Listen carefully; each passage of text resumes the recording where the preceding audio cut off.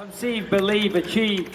This is former UFC middleweight champion of the world, Michael Bisping. Paddy the Baddy here. You're listening to Combat Sports UK. And you're watching Combat Sports UK.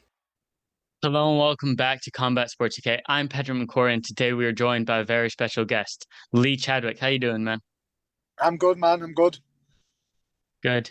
Now, obviously, you recently lost to Modestas Bukauskas. What have you taken away from that fight that you've been able to implement in your training and game plan for this next one?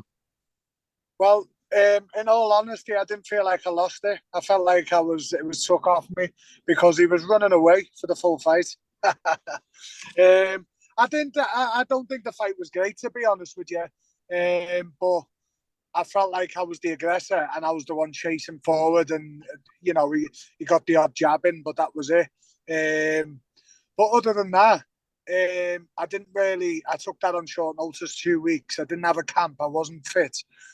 So it's my own fault, really. That was one of those fights where he's the top level guy. Do you know what I mean? Yeah. And if I'd done a proper camp, I would have wrestled heavy. I would have took him down and stuff like that. But I didn't have the confidence in me cardio because I didn't have a camp to go too hard. So I was just trying to bang him and knock him out and throw a few swings and stuff like that. But other than that, I mean, I went to 3-5s and I wasn't tired after it. So maybe I should have went a bit harder. That's all I can take away from that. And obviously, this next fight, it's the first fight on a new multi-fight deal with OKTAGON. How are you feeling about this fight and this matchup? Where do you see your advantages? Yeah, it's a bit of a crazy one because I'm gonna move back down to middleweight. So since the last fight with Modestas, I just went strict diets and thought, do you know what? I'm carrying a bit more beef than I should be just because I can't be bothered cutting weight to fight at light heavyweight. And I'm giving a bit of natural weight away. You know, I'm a big middleweight, but I'm a small light heavyweight. So I thought, do you know what? I'm going to get my weight down and see how I feel and come back down because I won all my titles at middleweight. I won the Cage Warriors title at middleweight. And a few other titles. So I thought, you know what, I'm going to come down. So I was trying to get on OKTAGON at middleweight. They asked a couple of guys. They asked me, I don't know who they are, but they mustn't have been that experienced because they turned me down because of my record, my big record, because of being around the block. But yeah, so I ended up getting this guy who I matched up against, who's a light heavyweight. He's agreed to come down a little bit. We're fighting at catch weights, 91.5 kilos. So, you know, he's give a little bit. He was humming and hard and he doesn't really want to come down from light heavyweight. But I think he wants to fight because he's been told if he can beat me, he's going for the title. So it's a big opportunity for him. But obviously, I'm going in to take his head off. Yeah. And obviously, you mentioned the catch weight. It's a 202-pound catch weight or 91.5 kilograms. So how's that weight feeling now, 8 days out from the fight? Well, to be honest with you, after training the other day, I hit 91.5.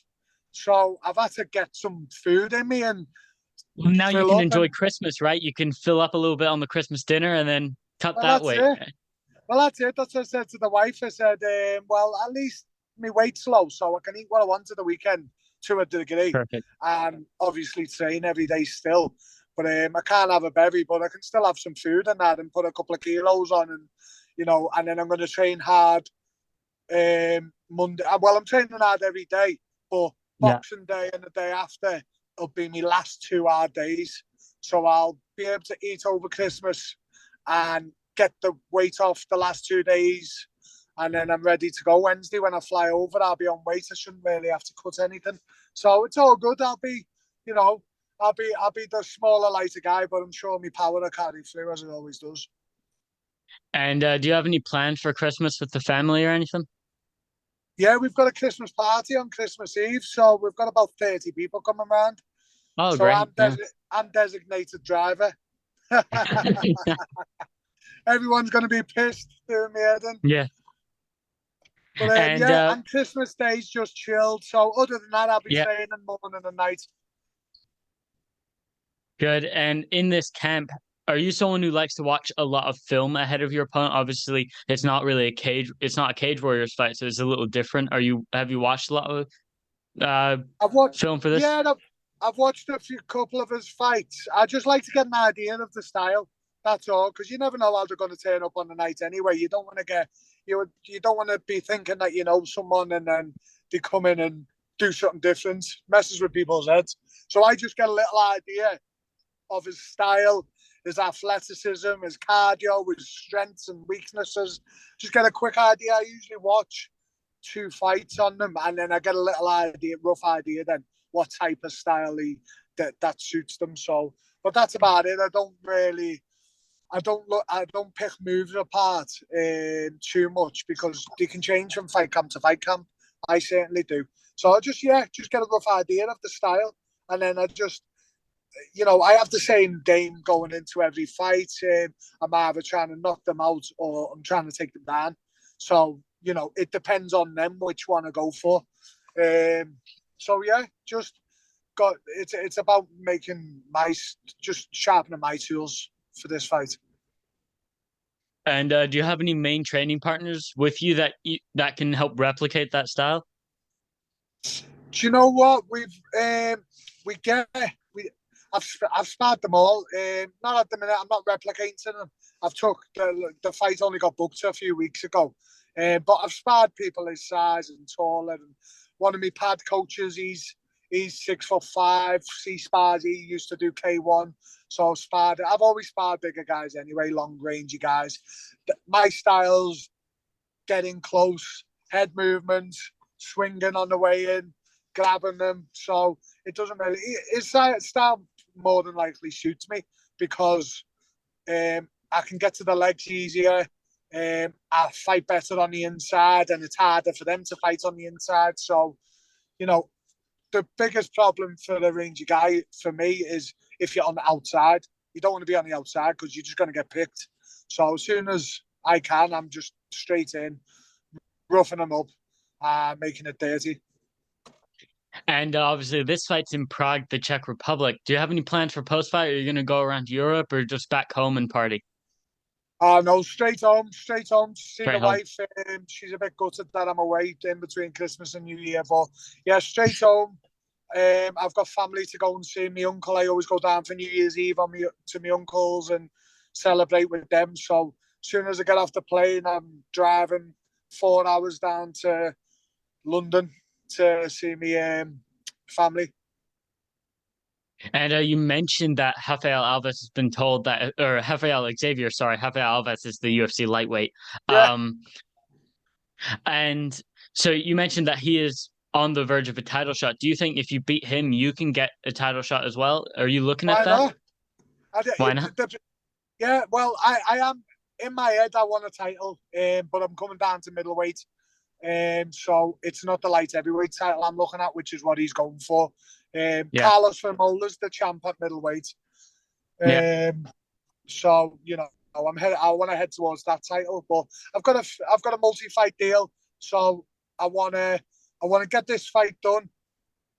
This is my interview for Octagon as far as I'm concerned. So get in, smash him, and then come down to middle. See how I feel. I want a couple of fights at middleweight and get back into the rhythm because it's a different style. It's a bit more active. Middleweight, bit more athleticism. Light heavyweight, they're a bit slower but heavier. And so yeah, do you know what? I'm just going to take each fight as I can. But I've got another title in my head. Said to my family, my friends, I want another title. I haven't won a title since Cage Warriors World Championship. And I want a belt. I want another belt. So hopefully this is going to put me in good stead towards the title on Octagon. And obviously this fight being the 30th, we're going into the new year. Do you have any big goals for 2023? Yeah, a title by the end of the year. So I've got a 3-fight deal with Octagon. I do want to fight on the 30th. All goes well, I'd like to fight on the Germany card on the 11th in Munich at middleweight. Get back out. Is that the month? Which month is that? The 11th of February. February. Yeah, I think I can go to that then because I live near Frankfurt, so I think I can get down there. I'll talk to my boss at Combat Sports UK, see if I can get credentials down there. Yeah, that'd be good. That'd be good. So yeah, I want to travel the world a little bit. Well, the world, like Europe, and enjoy fighting and rack some wins up, go for another title, and just enjoy the sport. And can we get an official prediction for this Rafael Xavier fight? Finish? What kind of finish? Round? What are you feeling? I'm feeling a choke. I'm going to be swinging bombs. I'd love to get a knockout. I'm going to be trying to take his head off. But if it goes to the ground, I'm going to be working towards a choke. I've got loads of different chokes. Or a heel hook. I'm good at heel hooks. BJJ's really good. He's a black belt apparently, but he likes to strike. I haven't seen much on the ground of him, so I don't know. I don't know whether he just bought that belt online or because he's Brazilian. I think when you're Brazilian, you're an automatic black belt, aren't you? You're just born with one wrapped around your waist, right? As soon as you come out the womb, you're on the mat grappling, aren't you? Exactly. So, yeah, I'm sure he's no stranger on the ground, so he'll give a good fight. I think he's at his best standing. He likes his knees, his kicks, leg kicks, his rangy punches. So, yeah, I would like to get him down and choke him out. And can we get an official prediction from you for OKTAGON 38 main event, Jonas Magard versus Filip Maszek? It's the rematch. Have you paid any attention to that? Do you know what? I haven't, so I don't want to tell lies. But I will look into it now because you've said. Perfect. Do you know what? Well, I can give you a little piece of information. So Magard beat Maszek by unanimous decision last year, and so this is their official rematch. So, okay, what do you think the prediction is? Do you think it's going to be another win for? I'm leaning Magard for sure, but Maszek is good, man. Yeah. So. Yeah, it'll be a good fight. Do you know what? I seen them on the poster, but I haven't seen much on them, to be honest with you. But I'm going to do my own work on them now. I've spoke to you. I got too busy with my own shit. Of course, yeah. And just to close out, if you want to shout out any sponsors or social media, then here's your platform. Yeah, I just want to thank anyone who supports me, my teammates at ASW, my coach, Darren Morris, my family and friends for supporting me, sponsors like Forge Fitness, Frequency, Angels and Energies, Dedicated Super Gym. I probably forgot about someone, but Urban Kings. But yeah, anyone who's supporting me at the minute, you know who you are. I'm always in touch, so I appreciate it. Perfect. Thank you so much for joining us on Combat Sports UK. Good luck on the 30th, man. Thank you very much, bro. Take it easy.